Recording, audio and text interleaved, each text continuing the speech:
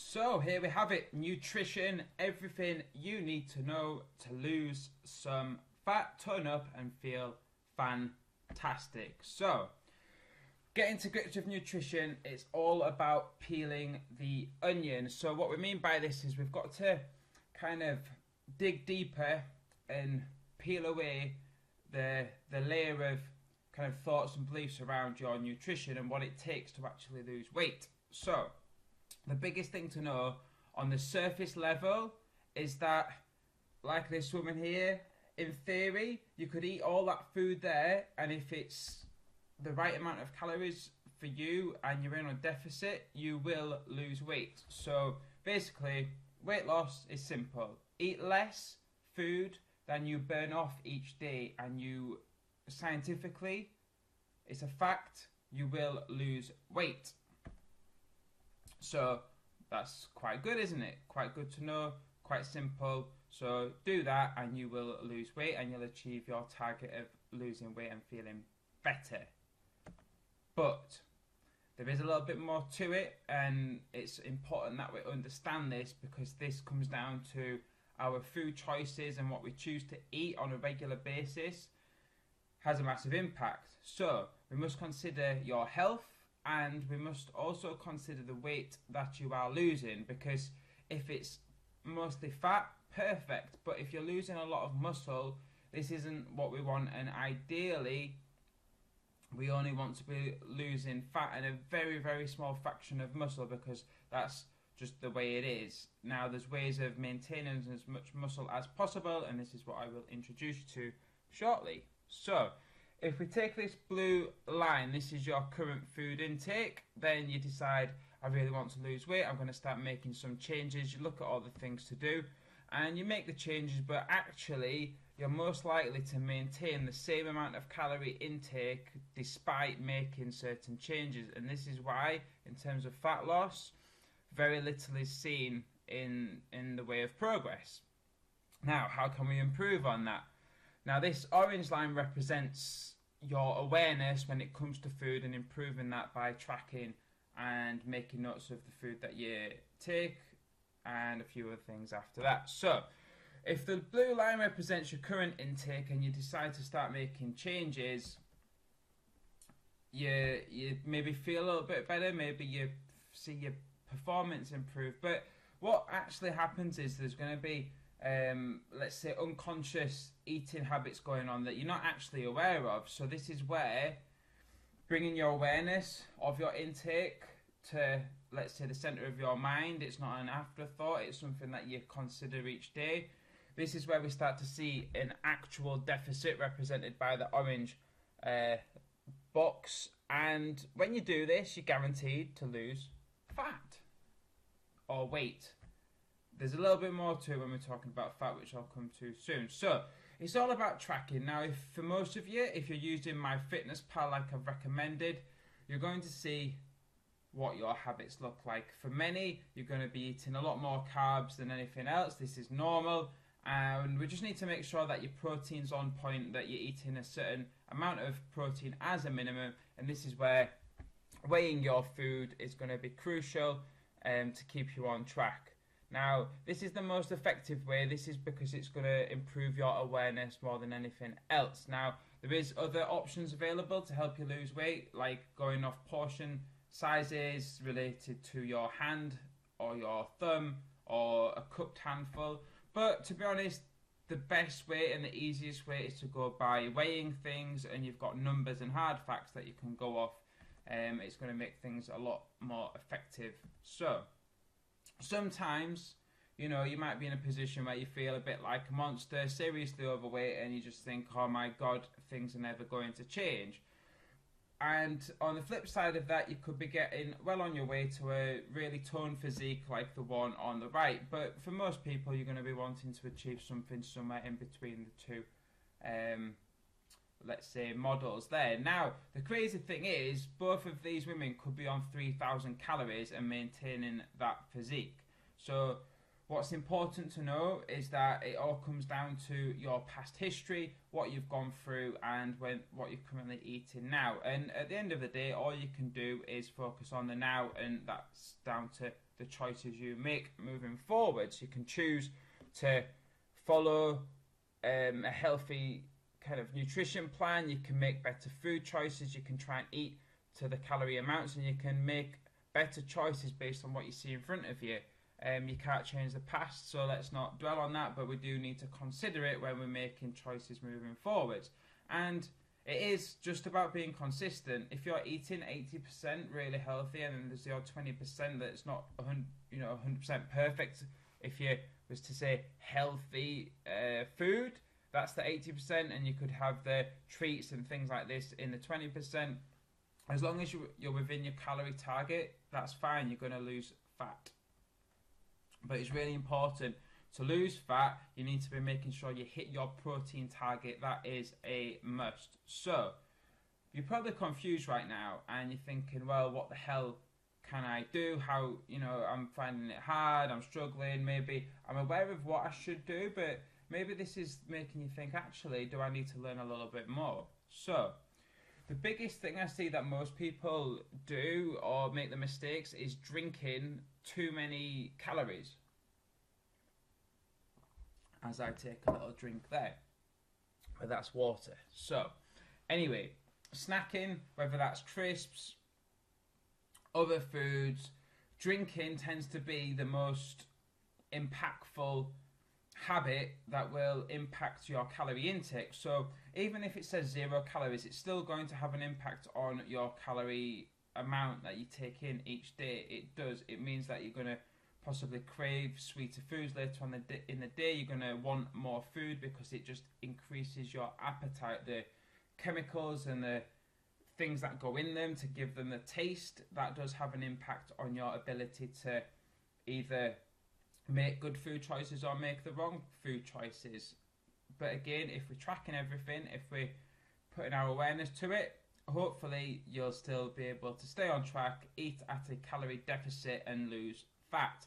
Now, if we look at the picture on the bottom left with the woman eating crisps, this is the, I can have a little treat at the office, have a biscuit, have a bit of crisps, whatever, and you just don't track it. This is where, if you're struggling right now, maybe some of these things are happening, and it's just about being aware and being honest with yourself that this is still going on. So if we improve, like I've said before, your awareness, you'll be more likely hitting a calorie deficit, and this will allow you to lose fat. Now, this deficit, if I've given you a calorie target, this is based on the amount of exercise you do each week.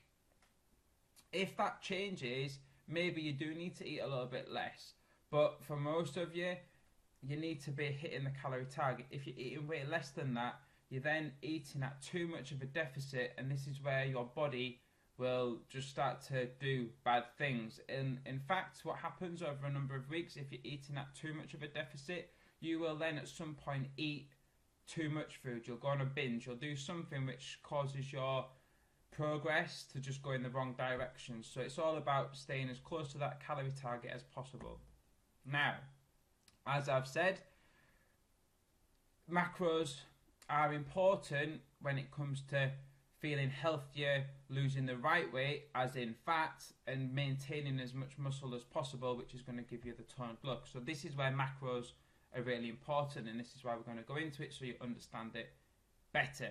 But in terms of weight loss, if you just focus on the scale, all you need to know is that you need to eat at a calorie deficit. So again, we're going back to eating less food than you burn in terms of calories each day. So even if you're lying down in bed all day, you will still burn a number of calories. So there you go. Anyway, right. So we'll come back to the point from the beginning, which I've kind of just said. If you want to lose weight, simply eat less food than you burn each day. You're going to be losing weight. But to be healthy, it's important to give you a bit more information, and you need to know about your macros. And we can see a little spelling mistake there, but no worries, we're all adults. Sometimes we make mistakes. But let's go on to the macros. So you can see here that There's a number of different macro ratios that you can follow to either gain muscle, maintain your current body weight, or lose weight. And you can see there's various ranges. So this comes down to everyone's an individual, and certain percentages are going to work better for others, and it's all about trial and error. So if you're feeling full of energy in your workouts and the current carb intake is giving you the energy you need, brilliant. If you're finding that you're lagging behind, you're a little bit tired, maybe we need to increase your carb intake, because as you can see on the weight loss pie chart, you've got a range to play with from 25 to 45%. Now, with that in mind, if you're struggling to lose fat and you've been sticking at a particular calorie target and macro target for 3 weeks, all we have to do is drop that percentage down a little bit and increase either the fats or the protein, which will then give you a greater likelihood of losing fat. And it may be that we do need to drop the total calorie amount that you eat each day. And again, this is something that we can play around with, but it's important to stay consistent for a couple of weeks, ideally 3, to see what your body does. So, for some of you, I appreciate that you might not always know what a protein, a fat, or a carb is. So we're going to delve into that. So, like your proteins, this is important for muscle building, maintaining. It's important for most of the biological things that go on in your body, for growth and repair. Fats, it's all to do with your hormones, so these are still important. Healthy fats keep you regular, they keep you sleeping better, they make all your sort of normal monthly things go in the right direction, and yeah, just keep your hormones in balance when they're running properly, and you're taking the right amount of fats into your diet. So finally, we've got carbs. This is more for your general energy. It helps your brain do what it needs to do, and it can help improve your performance in the gym, and therefore allow you to build a physique that makes you feel good about yourself. So proteins, we've got different things like fish, beef, turkey, chicken, eggs. So those foods have got a greater amount of protein in. You've got milk, although I wouldn't really recommend that for most people. Better to go for an alternative like almond milk or coconut milk or something like that. But if you want to drink milk, I'm not going to stop you. So those are the proteins. Some of those have got fats in, some have got carbs in, but the majority of the macros is based on protein. Now, fats, again, some of these have got protein in and carbs in, but the majority of the macronutrient profile of these foods is fats. So you've got pecan nuts, you've got salmon, you've got fish oils, you've got avocado, you've got other oils. And again, these are the things that you're going to have in smaller amounts for the majority of you watching this, to build up your daily calorie amount. Then we've got carbs. So carbs, right, this is it. There's no bad foods. It's just that some foods are going to give you energy. They're going to make you feel healthy. You're going to feel better. And then there's some foods that maybe take some energy away. So this is what you've got to consider when you're making your food choices. So bread, there's a healthier bread there. That's sourdough. You've got white rice. If you're ever struggling with your digestion, white rice is a better way to go rather than brown rice, but brown rice has more nutrients in it, so therefore it's healthier. You've got quinoa, you've got pasta, you've got oats, and then you've got your traditional cereals. Now, ideally, for most of you, you want to be avoiding those, but if you're brand new to this and cereals is your norm, there's no reason why you can't continue having that. It's just that you may kind of wean yourself off of those kinds of foods and then go for something like oats for your breakfast, for example. And it could be scrambled eggs and toast, things like this, just to get better quality calories into your diet.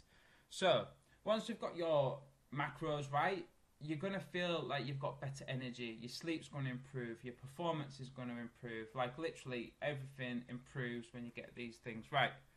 But what works for one person won't always work for another, so you need to know that. But what will is eating at a deficit, a calorie deficit for weight loss will guarantee that you make improvements on the scales. So now we come to like body fat percentage, for most people, you don't know what the hell it means. So here's a little guide. So wherever you're at right now, you can think, well, let's say if I'm at 40% body fat and I see the woman at 20 to 24% fat, I think, you know, nice toned stomach, slender, not too bulky.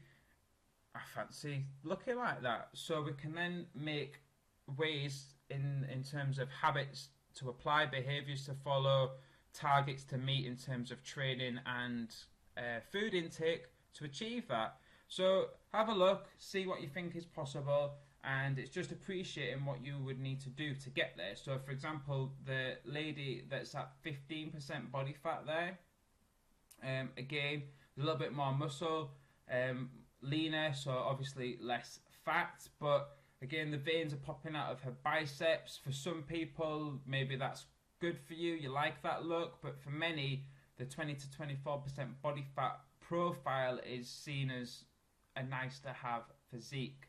But again, it's down to personal preference. So whatever you want to aim for, I will help you make that happen.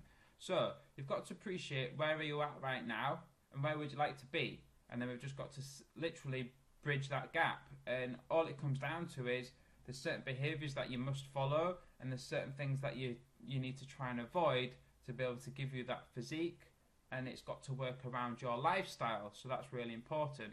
So this is something that we can look at a deeper level if you wish. So take a look again, see what you think, and then we'll make that happen. So write down where you're at right now based on your last body fat measurement, and then let's see about making that happen to move you to the next profile, and then the one below, and then the one below that, etc. So, what do you need to do to get there? This is the thing to consider. So, for that really toned physique between 15 and 19%, ideally you're going to be training 5 to 6 times a week to be able to achieve that. And we're looking at 4 strength training sessions and maybe 2 or 3 cardio, HIIT, high intensity sessions to be able to build that kind of physique. And also the nutrition needs to be really spot on, and it's going to take a little bit more tracking, a little bit more awareness. Whereas the 20 to 24%, it's not going to require as much. You've got to be dialed in on your nutrition, but 3 to 4 sessions a week should be able to help you build that kind of physique. So this is the thing. For most of you, it's important to turn up to a minimum of 3 sessions per week, ideally in the groups, but if one of those was to be on your own, that's fine. You have to track your food intake and make adjustments, and ideally it's going to be every 3 weeks. If you're not tracking your food, you're guessing, and even if it's healthy food, you're still guessing, and you can eat way more than you actually think, especially when it comes to the foods that you cook with. Like if you're cooking with cooking oil, like vegetable oil, olive oil, whatever it is, it's going to be quite a good few calories. That you're talking 200 to 300 calories right there. And for some of you, that could be a full meal. So it's something worth checking in on. Now, with me, you need to check in weekly. So every Sunday when I send you the link to say, what's been going on this week, how have you performed, how do you feel about it, what do you need help with, what do you need to improve on, what you're going to do next week to make more progress. If you're checking in with me regularly, we can make sure everything's going in the right direction. And if you're not checking in, then you're not really allowing yourself to get the best help possible, and you're kind of leaving things on the table. So it's important to check in regularly to get the best from me, because I've learned a hell of a lot of information over the years, and I can help you a lot. But if you don't ask for it, then I can't help you. So ask for help when you need it, and even if you're unsure whether you need help, ask me if there's anything I think you should be doing on top of what you already are. So ask questions. That way we get to know a little bit more about what's important to you, what it's going to take to get you to move forward, and maybe there's some obstacles that you're actually not even aware of are there that I can help you become more aware of to help you move forward and make even better progress. Because if you want to feel better, feel good, feel toned, feel athletic, feel more confident, whatever it may be, I can help you get closer to that ideal of whatever it is that you want. So it's all about making progress, asking for help and asking questions, the right questions, then it's going to help you progress a lot better. So with all the above in mind, what's the next action step that you're going to take to make progress? So what is it? What question could you ask me to help you move forwards? What new thing could you introduce? What thing could you take away from your regular weekly behaviours that's going to help you move in the right direction rather than the wrong one?